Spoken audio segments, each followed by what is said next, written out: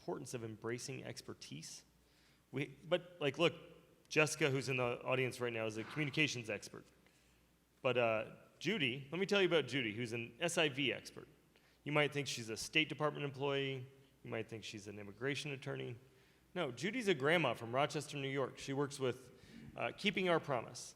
And Judy is very detail-oriented. I get emails from her all the time that help me understand the specific issues that are occurring with whatever the issue is of the day.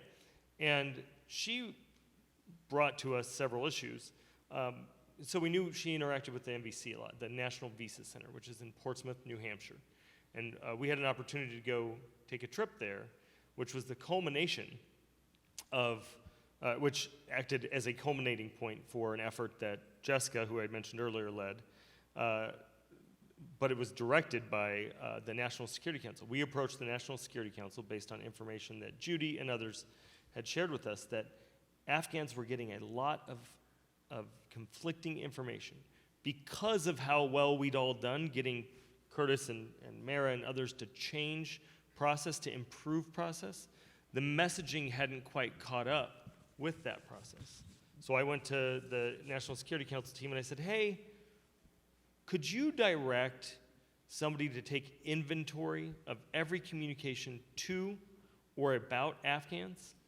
Maybe figure out what policy informs that communication, when it was last changed, and make sure they all sort of don't conflict. They all sort of work together.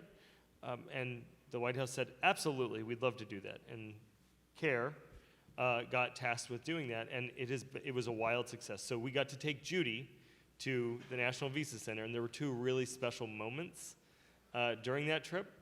The first special moment was when we were getting our tour of the National Visa Center. We happened upon the call center, and the call center staff was out there and explaining it to us what they did.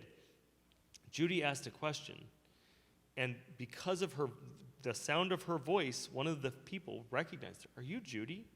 And there were tears, and like she had been on the phone with him for hours and hours and hours for years. And it was so, so incredible.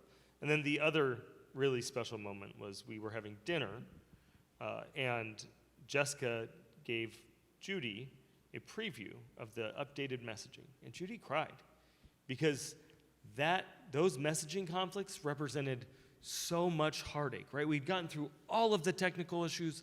People were starting to communicate.